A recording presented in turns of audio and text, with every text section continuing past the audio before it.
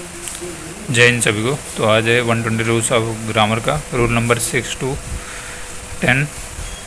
पीछे मेरे थोड़ी सी आवाज़ आ रही होगी पंखे की, तो आप उसे अवॉइड कर सकते हैं। Rule number 1, if there is a combination of noun plus unit plus noun और number plus unit plus adjective in a sentence, we always use the singular form of the unit. Example, he saw a 10-inch snake, unit and singular. She gave me 500 rupees note, unit singular है। Note, if there is a combination of number unit in a sentence, a singular unit will be used if the sentence is not self explanatory, otherwise a plural unit will be used in the sentences is self explanatory. Examples, he had 5 dozens, singular unit not self explanatory, hence we have used a singular noun. I have 5 rupees, plural unit explanatory, hence we have used plural noun.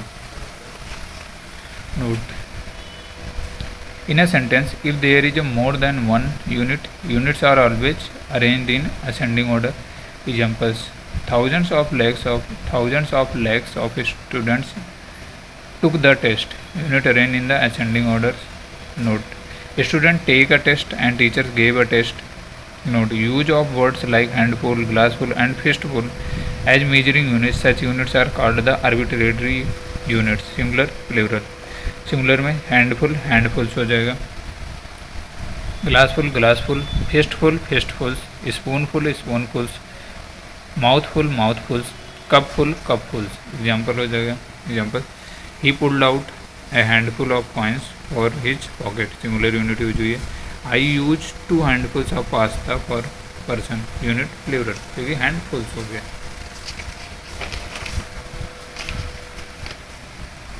Drink a glass full of water with the medicine, singular unit use गई। She drank 2 whole glass फुल्स of orange juice, unit plural है। He has a fistful of acting awards, unit singular है। All of sudden we just started having fistful of money, unit plural है। Rule number 7 की बात करते हैं। Expression of time, money, speed, weight, height and distance when we used और converted in one way usually takes a singular verb. However, when these expressions are used for covered in various ways, a plural verb is used. Examples, 10 miles needs to be covered completely on foot, singular verb का use किया गया है। 10 mile need to be covered partially by car and rest on foot, plural verb का use किया गया है। In sentence first, the complete distance. Example, 10 miles has to be covered by just 1 means on foot. Thus, a singular verb needs is used. In second sentences, the complete distance 10 miles has to be covered by 2 means, by car and on foot. Thus, a plural verb need is used.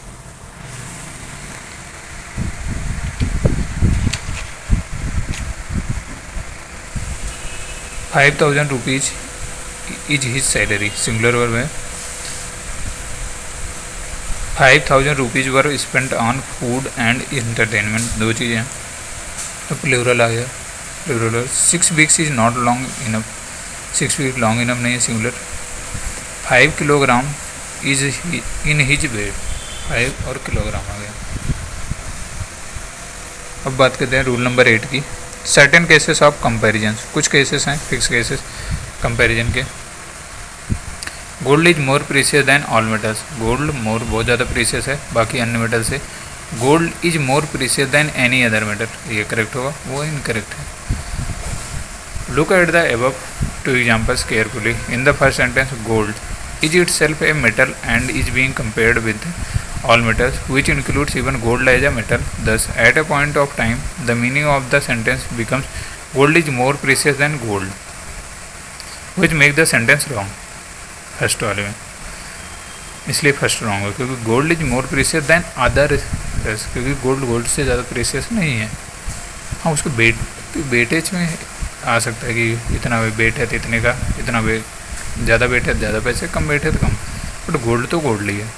Which make the sentence wrong, however in the second case gold is compared with any other metal which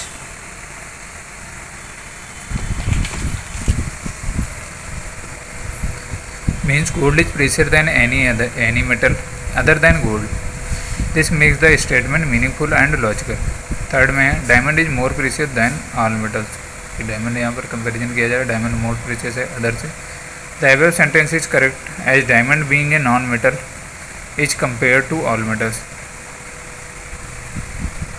Kalidas was more famous than all English poets, Kalidas बहुत ज़्यादा famous है अन्य English poets के comparison में। Kalidas was more famous than all poets, incorrect है, सभी poets हैं। In sentence और Kalidas is compared with all English poets which is correct, English poet से compare as Kalidas was not an English poet. However in sentence 5 Kalidas is compared with all poets, सभी poets से comparison किया जाता है, which includes even Kalidasa, Kalidasa को। This make the statement wrong and meaningless. अब बात करते हैं रूल नंबर 9 की, प्रीपोजिशन ऑफ टाइम, जिसे सिंस एंड फॉर होता है, ये बहुत इंपॉर्टेंट रूल है। तो preposition of times since and for, the word for and since are used in sentence where the speaker want to talk about something that started in the past and continues into the present. The preposition for is used to talk about an amount of time or space. The amount of time could be seconds, minutes, hours, days, months or even years. The amount of time does not need to be exact. For is used for duration. तो for का use second, minutes, hours, days, month और even years के लिए use किया जाता है। Since is use to denote point of start, since का use point of start के यूज किया जाता है। The preposition since use to refer to a point of time, point of time can refer a point after a specific time और event in the past और it refer to be particular point beginning something sometimes in the past and continue until the present time. The particular time point in time could be anything, last Tuesday, 2008 or midnight. Examples: he has been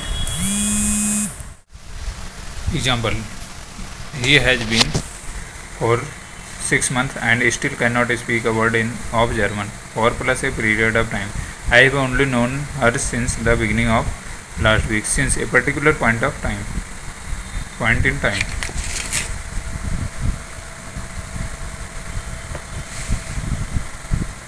He has been learning English since childhood. बचपन से वो English learn करना चाह रही। Note: for is used to specify a period of time, while since is used to specify a particular point in time. Note: only the perfect tense or perfect continuous tense is used before since and for when they denote time. Example: it has been raining since 8 am. Present perfect continuous tense. अब बात करते हैं आगे। I have had the watch since 1965. Present perfect tense है। Note: since is always followed by simple past tense. Example: I had been waiting for him since the time I had completed my graduation. Incorrect. I had been waiting for him since the time I completed my graduation. Correct. Yeah. Rule number 10. When two actions occurred in past, अगर दो actions हुए हैं past में, the actions which happened earlier is denoted by the past perfect tense, जो पहले हुआ है उसको पास्ट परफेक्ट टेंस से डिनोट करते हैं। And the action which happened later is denoted by using simple past tense. Past में दोनों रहेंगे, पास्ट परफेक्ट टेंस में जाएगा और सिंपल पास्ट में जो बाद में हुआ। एग्जाम्पल के लिए, he had finish the work after we had met him, तो इनकरेक्ट है। He finish the work after we had met him, correct ये होगा। The patient died before the doctor arrive, incorrect. The patient had died before the doctor arrive, ये correct sentences है। करते हैं आगे। I finish the book after I had return from college. मैंने book को finish किया जब मैं कॉलेज से लौट के आया। तो ये थे रूल नंबर 10। तो जय हिंद, मिलते हैं कल।